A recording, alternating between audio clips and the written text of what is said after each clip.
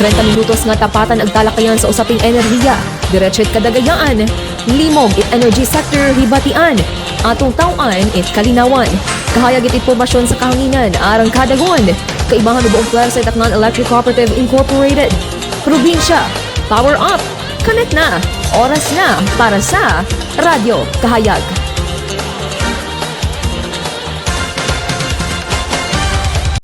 Oras it kahayag sa kahanginan, alas 7 agahon, Shine Zalumbo, your voice beyond the wires at your service. Ruimong kaibahan sa pagtawid kahayag at impormasyon sa enerhiya, kaibahan ng bugos nga pwersa, Tacnan Electric Cooperative Incorporated. Good morning again.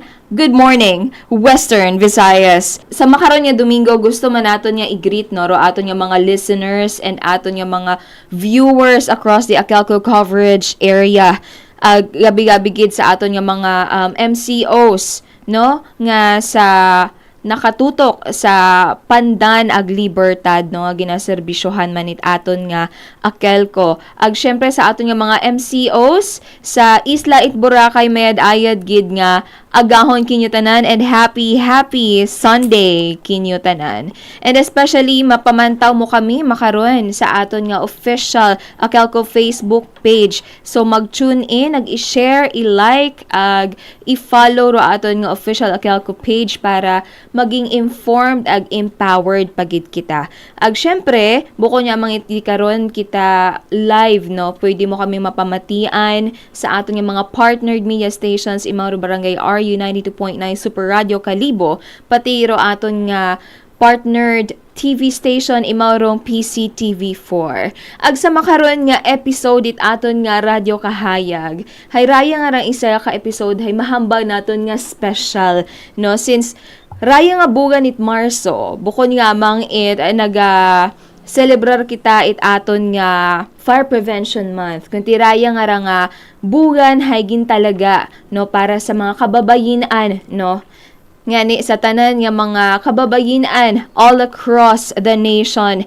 Happy Women's Month kinyo tanan. Katon tanan no, because as what the theme of the Philippine Commission on Women have said no, lead like babaylan. So yun do aton nga tema para sa rondaya nga Women's Month. Ag syempre sa makaron nga episode ro aton nga kaibahan nga guest makaron no, hay isa gamanda sa empowered nga leader no. Imaura rong aton nga representative for District 5, imaurong aton nga Board of Director for the District 5 serving Numancia and Kalibo. And she will be serving her last term for this year. Agwat iba ra akong kaibahan makaron kundi si Board of Director Mirna Lachika. Ma'am, good morning, Kimo. Good morning man, Miss Shine. And I am happy nga shining ra akong kaiping makarong nga agahon. Alright. Kung tan-awo nato no, si Ma'am Mirna gid ahay blooming in grace as youthful as she is no. Kunta makaruyon man kita mag-age no, let us all age gracefully no. Tan-awo naton si Ma'am Mirna gwapa no, despite of the numbers hay youthful. Anyway, no, let us head on sa akon ma'am nga first question. No? Kung aton ma'am nga balikan, you were officially elected as the representative for the 5th District back in 2024. Firstly po, what pushed you to take a leap of faith nga mag board of director? Part bara imaw it imo nga kumbaga goal setting nimo nga pag-retire nimo ay matry ako nga mag board of director, or natabugat agid nag-decide agid ikaw? Yes, Miss Shine no. Mahambay ko nga never in my wildest dream nga mag member at board of director of Akelco. Mm-hmm. When I retired as finance department manager on 2015, there were some employees, ag mga friends ko nga encourage ka ko nga mag-elect as member of the board. Mm-hmm. But then, raakon husband, which is a government employee, later on, naging mayor at Kalibo, matcha hindi gid pwede sa atong policy it Akelco. So, later on 2023, the opportunity knocks. So, doon nato mahambal nga na yang it happened. Later, it happened nga wa man ako na-anticipate nga matabo nga ging haraha elect ako nga member on 2023 it board of director. Pila nga ni ikaw nga years, ma'am, nga nag-serve sa Akelco? In total, I was employed since 1999, and then of course I started as sa rank and file, and then I exited on year 2015, maybe total of 16 years. 16 years. Not to mention sa board of director. No, yan. Wow, for 16 years no of being in service sa ato nga mga member consumer, nagbalik pagid si Ma'am Mirna no bukon it dahil goal na but you know, sometimes it happens may mga oportunidad gida sa aton nga kabuhi nga inasnap hay para takakonda. And nga ni that 2024 naging victorious doan nga do election ag imawro ato nga naging board of director no for the district 5. And now ma'am, knowingly nga raya ro imo nga first and last term as a board of director, paano mo i-describe ro experience bilang isa gang ka miyembro it board sa Akelco? Yes, Miss Shine. Well, experience hay during the time nga nag-board of director ako at first hay but may una nga kahadlok man, may hesitations kasi nga ni bag-oro imo nga field nga pag-aagtunan. It's not the same nga you are in the management level. Experience nimo nga the board of director has the authority for the highest body nga nag-approve it mga palisiya, it management. That's why nga may una gid kita nga questions, may una kita nga deliberation as to the matters nga gina-execute abi it management. Ag maruyon nga ron ay medyo na may una ka ba man nga may hold back ka man ako imong gina-approvean nga mga policy nga ginapa-approve dahil it might be baseless or haman abot doon nga ron nga mga palisiya in what manner. So, doon nga bago namon approvean. But later on, as my term ends, wa gid man kamit na encounter nga problema kamon nga board. Do amon nga ginainubra sa board, smooth sailing, and then hagos tanan wa gid at problema man kamon nag-abot as my term ends.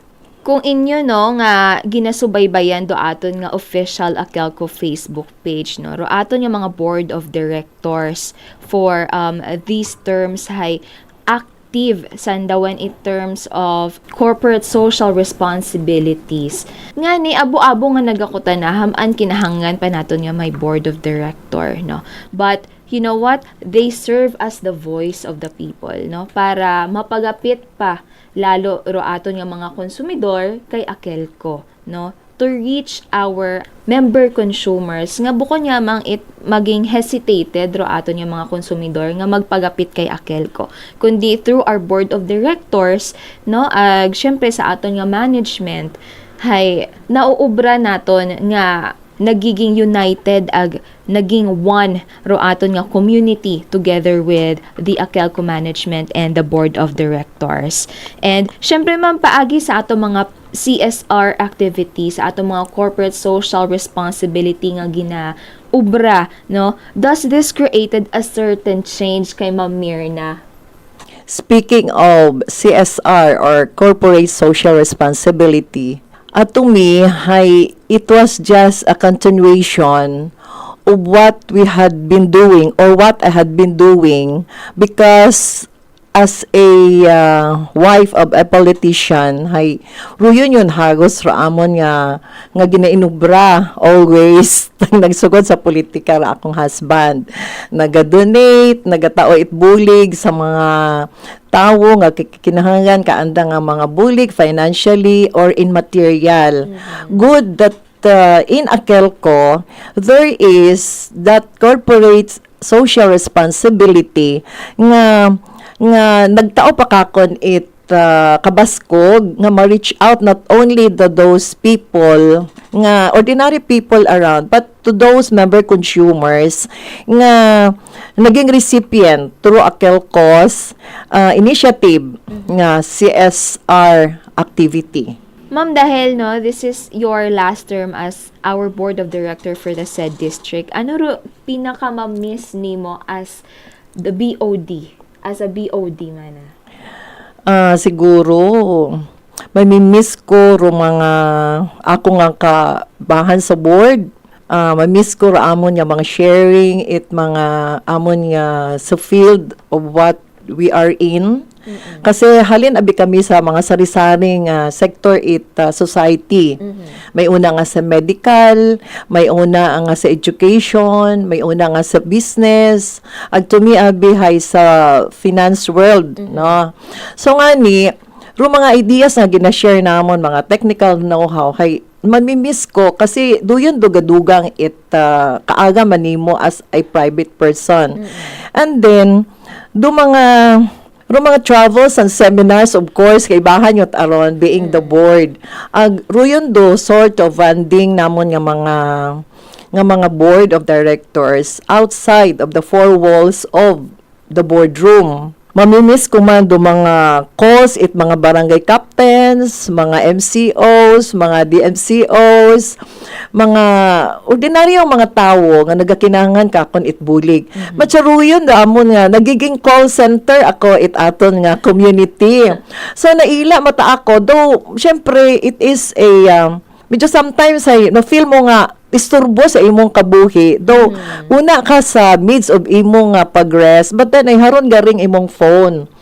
Pero ruyon da amon niya again pledge sa Akelco papasumpa nga you have to be a part of the Akelco's development sa aton nga electric power industry. So wa kami ka gakataka akon nga mga sambilog pa karon hay so of course ako nga area managers it naman siya Kalibo, particularly sa Kalibo dahil una ako hawas naka-focus ang atong mga area engineers nga from time to time I don't know kung natak-an nyo siguro kakon magtinawag ako kanda nga hi engineer adto niya may naga trip up andang line or whatever. So mamimiss ko rin yun yung mga moments. But then, syempre, hindi man natin doon mahambay nga mas stay kita sa atong position. So, I have to accept the reality nga hara. Iyawat ako, ga-step down yun ako. So, yan. Abo, pagid aron, dati pa akong mga finance department people sa finance, maagturon ka, nga nag-embrace. I will be missing them. Mga events sa Akelco, like Christmas party, makaron very bongga, no? Kaibahan man kami. Sa mga retirees, well, I will be belonging sa mga group of them, no? Mga retirees. So, I will be missing those moments. And of course, kinyo man people around, dahil nakikita namon kamo every time nga una kami may board meeting. Now that nagkaroon kita aton nga district election rundaya nga Sabado, kuraya nga Sabado may aton nga district election for the said district no Numancia and Kalibo. Ma'am, ano ro imong maitao nga advice sa aton nga incoming board of director District 5? Siguro ako niyang kanang maiki-share kay Board of Director Pauline Kimpo. Yeah. Because she's very young. Maybe she's the youngest among the Board of Directors. First thing first, i-familiarize gid na tanan nga obligasyon being the Board of Director, member of the Board of Directors, it Akelco. at first, since 8 years akong naduwa sa Akelco, no, after my retirement. So, pagbalik na akon, I have to embrace what is new in Akelco. So, you have to attend the pre-membership orientation seminar of our member consumers. Then, doing the basic, gid, ikaw makasayod, gid ikaw biling board of director. Dapat masayran gid nimo para ma-appraise man nimo ra imo nga mga appraise man nimo ra imo nga mga member consumers. Of course, at that moment pwede mo nimo nga agtunan sanda, tap the shoulders nga ako ninyong board of director, you should be very nang kalma man ka mukha ko na whatever inyong problem, you should contact me or magtao ka might imong number. Anytime nga kinahangan kananday, at least ay una ikaw sa anda nga side. Dahil ikaw ro representative at the member consumers it atong cooperative. Sa bilog pa karon hay open dapat imong line. Duyan nga hamba nato nya 24/7 open ra imo nga cellphone dahil masin alauna it aga-aga may gatawag kay mo, ma'am, brown out kami sa among area. So ato man nga ron nga mga men in field, hay open matasanda ron. Tawagan mo sanda. So, that way, rin mo nga belongingness, rin mo nga pagtao it serbisyo, giving you light baga sa aton nga slogan, hay maano kanda, ma-feel nanda. Do yon. Of course, hay nayang di man siguro ako gid mag-inabo itao it advices kay Miss Pauline dahil syempre raan ng father hay naging member man it board of directors. So sayud ko nga raan ng father hay makatao man ka na it more advices than me. Do yan malang Miss Shine. Okay. Ma'am, for the last question, no, what is next for Ma'am Myrna? Ano ro ibo nga, ano ro aton nga mensahe, ma'am, nga gustong ipaabot for our MCOs? What's next for Myrna La Chica? Matsa na tagbuwa mayani ako. So, mako na din ako kara maghari every Friday, first Friday or third Friday. But then, syempre, gina-enjoy ko mataron. So, what's next for me is that mas siguro ma-feel ko nga sa pag-exit na akon sa Akelco as board of director, I would be more obligated nga mas mataas para akon nga obligasyon. Kasi magiging private yun ako, maging member consumer owner yun ako. Mas mataas pa ako sa board of directors ag sa management, di ba? Kasi in an cooperative organization, hay mas mataas or member consumer owners sa aton nga board ag sa aton nga boss nga si GM Hefty. But then, syempre gapamati matagihapon kita sa andaron nga mga decisions bukon man naton i-dominate sanda. As a member consumer, sambilogon ako sa magadepensa para sa atong Akelco. Doon akong obligasyon, no? Kasi again ko nga maging empleyado, again ko nga maging board of director. So for now, being a member consumer, ay siyempre ikaw ang depensa kandaham and it maghinambal kitot magaway kasi we are now a part of them. Sa aton nga mga MCOs, not only sa District 5, Kalibo, Numancia, sa tanan nga mga districts, no, so the Akelco franchise area nga member consumers, gusto ko lang ipaabot kinyong base sa akong experience, rin yung mga board of directors nga nagrepresent sa inyong mga distrito, wa nagakatuog sa inyong mga request or complaints. Kung hindi yung nagi maobra, ay dahil nga ni nga sa kasakuon or mga kuwang itaw or aton nga mga area offices harain nyo nga complaints or requests ay gaabot gid aron sa office it atong general manager Ariel B. Hefty ginamanduan ra aton nga mga employees in charge sa kada area sa mga inyong ginapaabot nga complaint. Nga ni gina-rest assure gid naton nga wa ron ginatuogi it inyong mga board of directors sa inyong nga districts. For sure, matawan gid anandaron it. Tama-tama gid nga pagsabat sa inyong mga complaint kabay nga maintindihan man ninyo ro part it Akelco dahil nga ni nga if you are a member owner, you are a part of that utility. So dapat maghuhugan yan kita itabaga. Member consumer as to the management and board.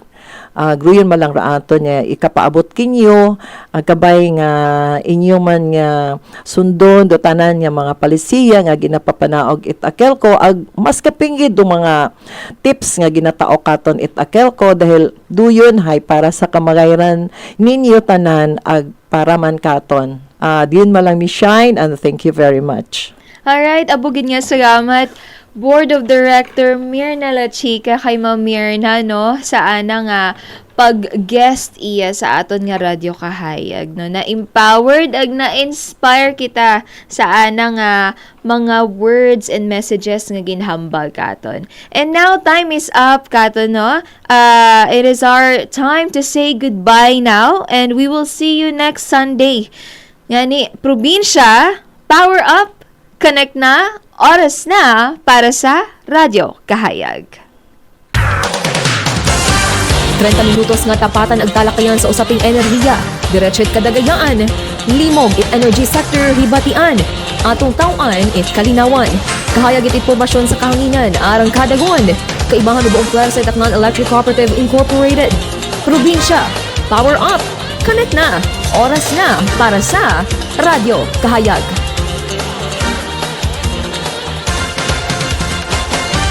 Radyo Kahayag. Ngayong buwan ng kababaihan, ating ipagdiwa ang kagandahan, lakas at natatanging kakayahan ng bawat Filipina. Maging sino man ang nais niyang maging, may karapatan kang hubugin ang kanyang kapalaran. Ngayong taon, kaisa tayo sa panawagan ng Philippine Commission on Women, We for Gender Equality and Inclusive Society. Tulad ng mga babaylan noong unang panahon, matapang, matalino at leader ng komunidad. Ipinapaalala sa atin na ang lakas ng kababaihan ay matagal ng bahagi ng ating kasaysayan. Ibanda ang iyong pagka-Filipina. This March, bigyang daan ang kababaihan at sama-sama nating itaguyod ang pagkakapantay-pantay. Mula sa Akelco, Happy Women's Month. Akelco, FYI. For your information, kahuan sa pagpapatuloy at pagbabahagi ng liwanag, March and Apply. Narito ang official schedule ng ating pre-membership orientation seminar sa bawat area offices bilang isa sa ating requirement for New Connection. Ito ay para sa lahat ng applicants for New Connection, mga nais magpa-transfer ng account at waiver of account applicants. I-check ang PMOS schedule for morning and afternoon sessions sa ating official Facebook page para guided ka. Start your year bright and connected with Akelco. For inquiries, share, save, and dial our helpline numbers 144 and 0907-422-3629. Laging tandaan, connect with the heart. Akelco, FYI. For your information, ang buwan ng Marso ay nakatala bilang isa sa mga pinakamainit na buwan sa buong taon. Kaya naman, safety first. Siguraduhin maayos sa mga cabinet appliances na ginagamit. Iwasan ang pag-overload ng sagsakan at extension cord. At huwag kalimutang patayin o i-unplug ang mga appliances kapag hindi ginagamit. Maging mapagmatyag, isave ang mga emergency helpline numbers gaya ng BFP, MDRRMO, maging ang numero ng inyong LGUs para sa agarang pag-aksyon. Sa panahon ng matinding init, maging maingat at responsable sa paggamit ng kuryente. Para sa ating line concerns, share, save, and dial our helpline numbers 144 o 0907-422-3629. Laging tandaan, stay safe, kahuan! Sa bawat ilaw na patuloy na nagniningning, may kwento ng pag-asa. This Lenten season, tayo'y pinapaalalahanan na sa gitna ng dilim, may liwanag. We are called not just to remember, but to feel, to reflect, and to begin again. Tulad ng ating pananampalataya, ang liwanag ay gabay sa bawat hakbang. Sa gitna ng pagsubok, may lakas. Sa katahimikan, may sagot. Sa bawat pusong bukas at pagsikat ng araw, may pag-asa. May bagong liwanag na muling sisikat pa. Mula sa Akelco, have a blessed and solemn celebration of Lent. Radyo Kahayag